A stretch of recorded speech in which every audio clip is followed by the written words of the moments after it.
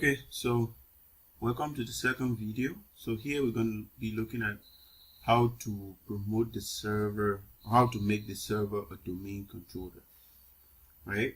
So go ahead, power on your server computer. I get mine already on. So there's some things you have to do before you promote the server to a domain controller, or before you make it as a domain controller. So the very first thing we want to do is we want to rename the server, because the name have to be unique, right? So what we have to do is we can go to the server manager. From here, we can click on local server. Clicking on local server, you're going to have this part loading, and you're going to have computer name. So here, this is the default name. You get difficulties when you not change the name and trying to, promote it. So what we have to do is just click on this name. You're going to carry all to the system property. So here is computer description. We're not touching that. We have to go to change. So here where we have to change the computer name. And we said the name of the computer is Orange Server 1, right? So we have to type the name.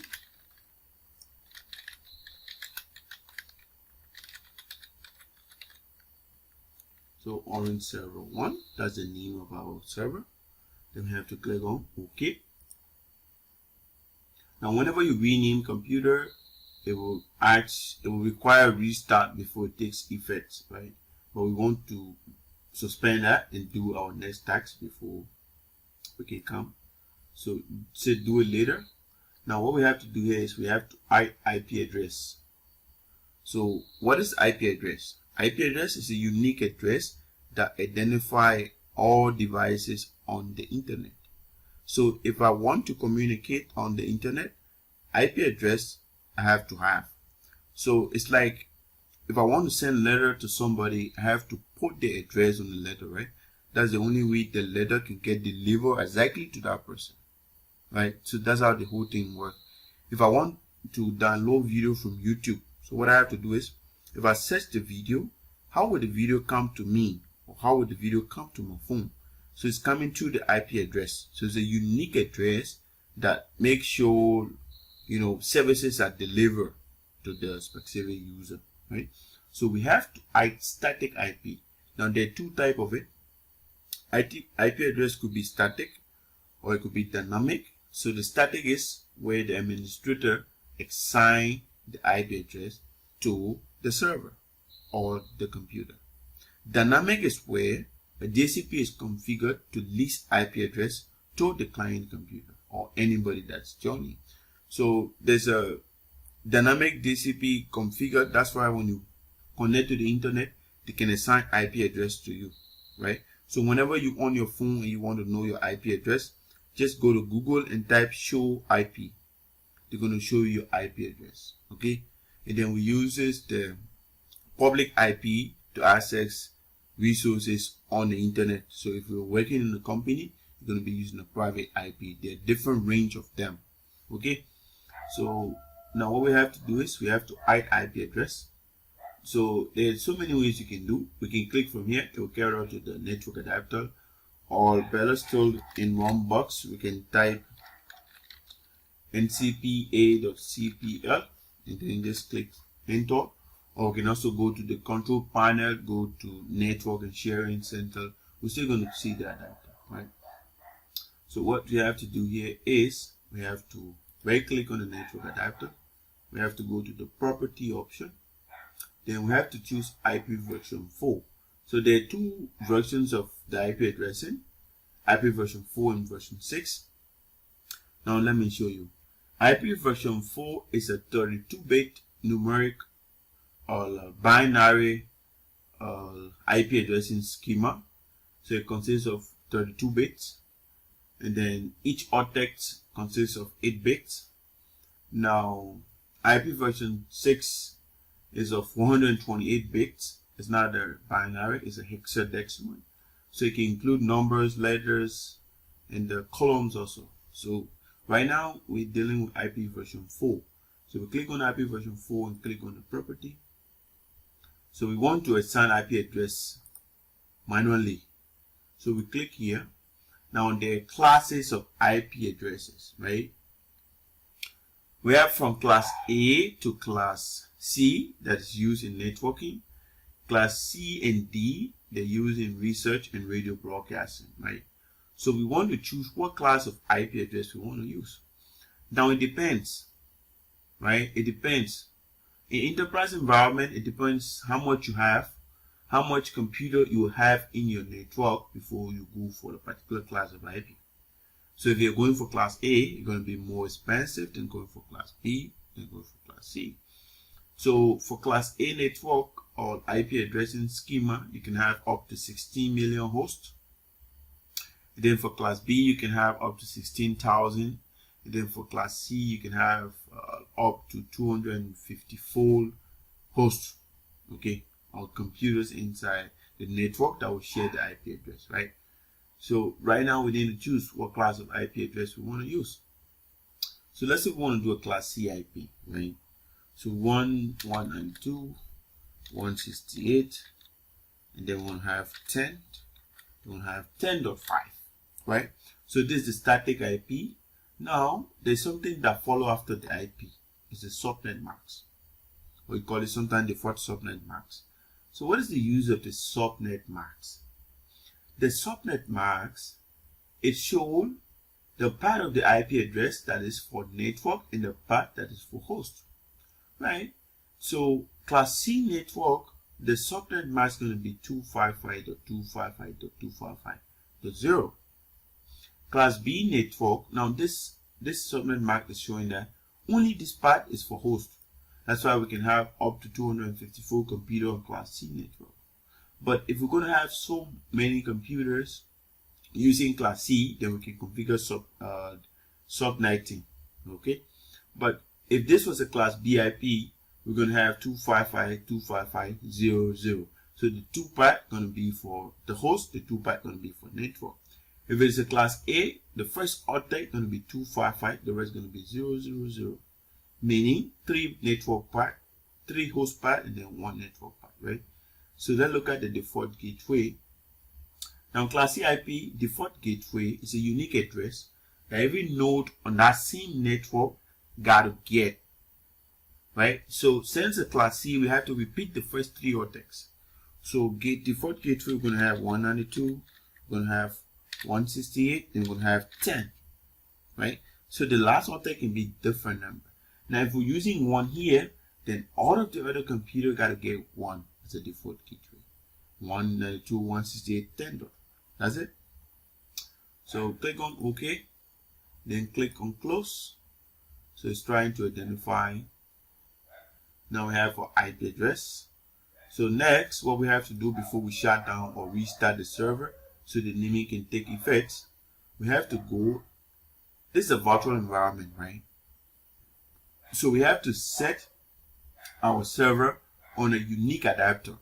So we're going to have orange, we're going to make our orange adapter. So right click on the server name from here, go to the settings. So we have to now go to network adapter from here. So instead of NAT, let's go to line segment. So here, there's a blue.com. We want to make our own line segment. So go here and say line segment. So we'll click on I. So we're going to have orange. So our line segment name is going to be orange.com. So click on OK. So we have to click here now and select orange.com. So whatever computer that will be joining this domain, we have to put it on the orange.com adapter. Then after, we have to click on OK. That's the very first start. So what we have to do here is we have to restart our server. So we'll come to power and then restart gets. So restart. After restarting, it's going to take effect. So we're going to have the IP address, we're going to have the name change, you know, and we're also going to have the network adapter. So the watch up for the server starting.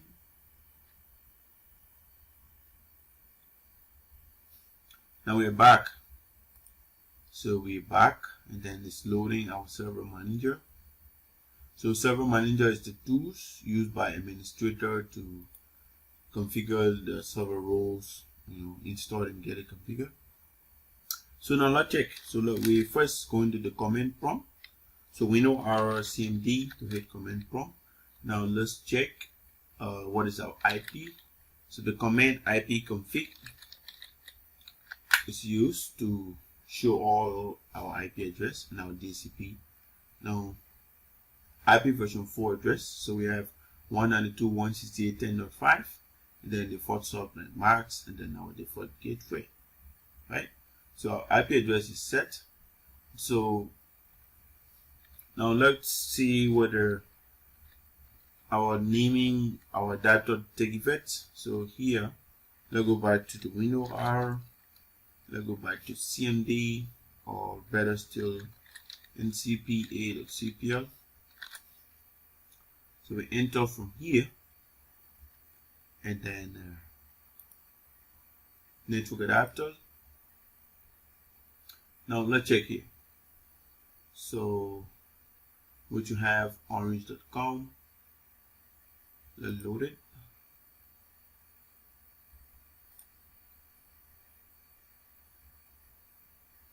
Load it. Okay, now look at the status. Then look at details. Okay, so here is our IP address, default gateway. Fine. Everything is okay. So now the next thing we have to do is we have to now install one server role that will allow the server to be promoted as a domain controller. So we have to go back to server manager. So server manager.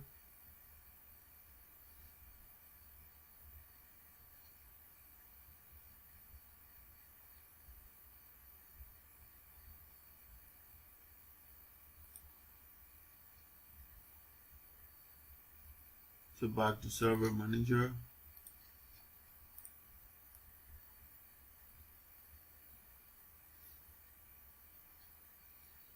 Server manager is loading for me, but let me try to check how many RAMs I have attached.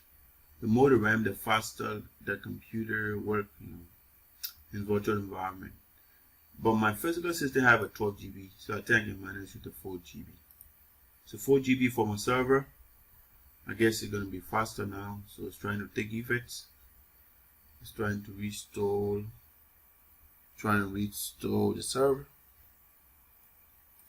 So okay, now I have a 4 GB RAM. So still waiting on server manager to load.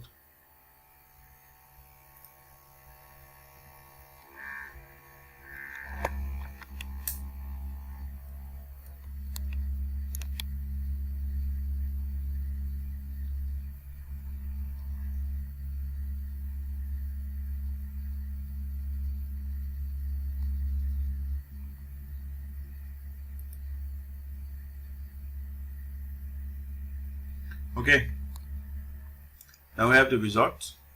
So this is the server manager, this is the dashboard. So we can use the server manager as an administrative tools used to add roles and features, used to remove roles, to manage roles, to change views. There are a lot more things we can do here, right? So what we want to do is we want to install our very first server role. So we have to click on add role and feature. Now we have to click on next. Then we have to click on next also. It's a role-based server installation. Now from one server point, you can have a server pool, so we can group servers together, and then from a domain controller we can choose which server we want to install a particular server role on, right? So we only have one for now, so we click on next from here. Now the role that allow you to configure the domain controller is the Active Directory Domain Service. This server role we have to check. We have to click on I feature. We have to click on next. Now you always see this. So restart the destination server automatically if required. So if you install a particular role that requires the server to restart before it takes effect, if you check this, it's going to restart. If not, it will not. So we click on install it now. So let's wait for the the roles will get installed. These are all of the things that get installed with the role.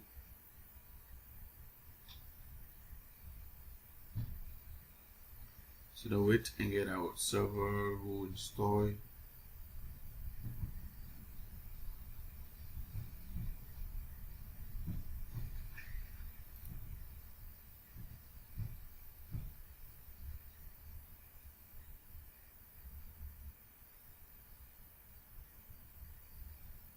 Now while the role is installing, let's come back here and try to explain this types. So you see the flare icon is a notification. So whenever something is required to be configured, you're going to have the flare icon. This is going to be a question mark pointing to this icon that you have to configure this before you go ahead. So you always want to check for your flare on your flare to make sure that everything is set there. We have manage. So when you install a particular role and you don't want it, so we can use the manage option to remove the role or the feature. You can also use it to hide servers, create server groups, server manager property also we can use that. Now the tools from here, we can select our various objects or select our tools to configure what we want. From view also, we can configure how the objects, the view of the server manager appear from here. Helps also, we can get helps. Now what I just said was the notification. Now what we see here, there's a point that telling us that we have to promote the server. So let's click close here. Now we have to come here and then click on promote this server to domain controller.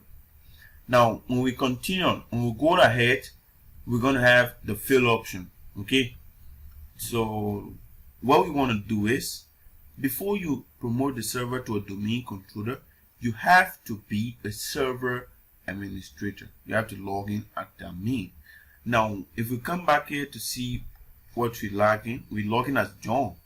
So John cannot configure, cannot make this server as a domain controller. So first we have to log out and then log in as admin. That's the only way we will not get error, right? So if you forget and then continue promoting the server, you're going to get error. So just come back and log in as administrator.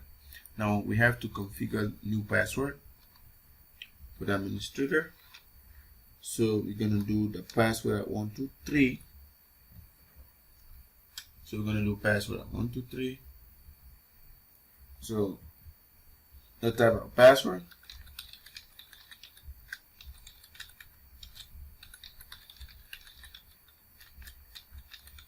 So password at 123, hit enter, change password. And now we are logging at admin. That's the only way we can proceed with the process of promoting the server as a domain controller. So we hit by our notification icon, we click on promote server. Now deployment configuration. So select the deployment operation. Now a domain controller to existing domain. There's no domain, so we're not doing that. Add a new domain controller to existing forest, no forest. We're making new forest. So we click on new forest and then type our root domain name. So we say we want to have orange.com, right? So we want to have orange.com. That's our domain name. Then we click on next. Now let's look at the service functional level of the forest. So functional level have to do with in the forest, what are those domain controllers that could connect? What could be the functional level? What operating system should be installed on them before they connect, right? So Windows Server 2012, if you leave it on Windows Server 2012, computer that having operating system Server 2012, only then can connect, or 2012 R2 or 2016 or 2019, right? So you can go ahead and make it 28 R2, then 28 R2 can connect, 2012 can connect. Now it depends on you, like whatever way you want to do it, right? So here we have to go ahead and type one password that is not the password of our admin. So I want to type my password. Then click on next. So click on next from here. We're going to generate our NetBIOS domain name. So the NetBIOS domain name has to do with, we can use the name also to contact to the domain in case we forget the IP address. So we click on next from here. Now these are the directories from where the database of the domain object will be saved. So we just click on next from here. Look at the summary, click on next.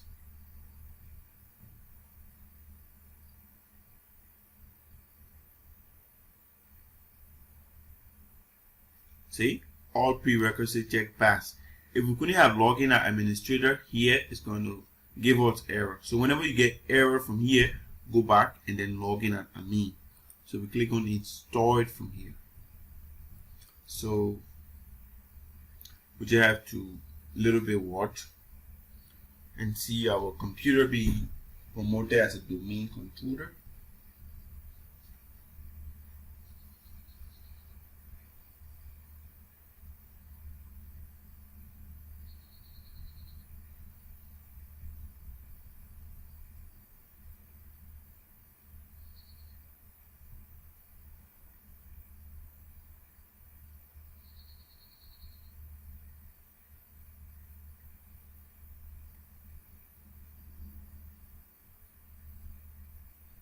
The server going to restart after the installation, after the promotion.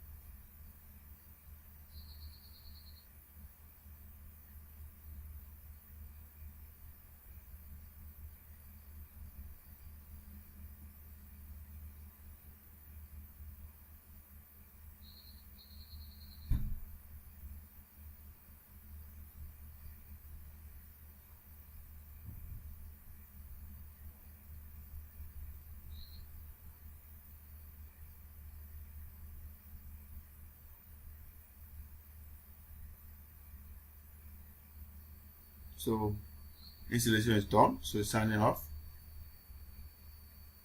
It's restarting because of the ADDS.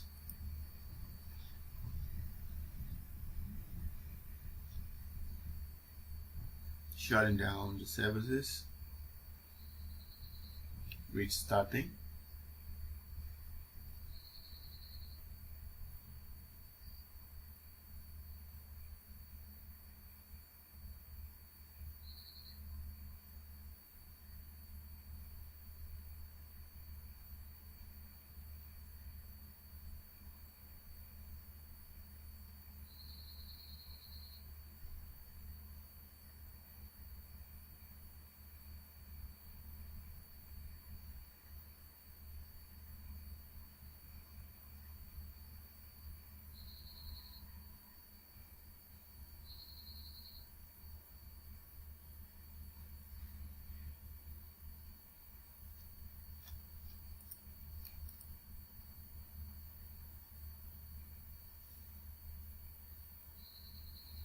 Now when the server will start, you're going to see the name, our domain name. So domain name / administrator. Then we had an automatic login. So let's see what we get.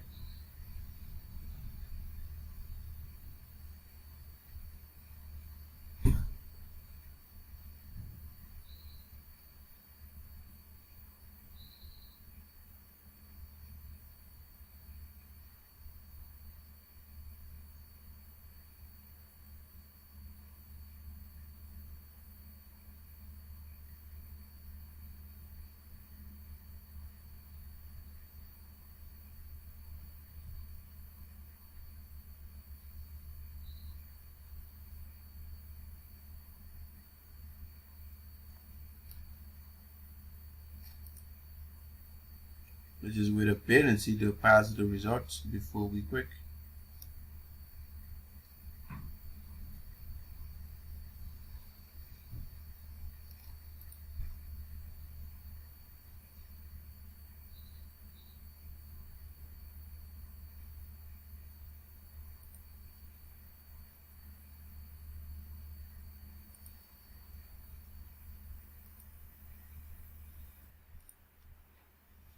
Now our server have restarted, and then let's see.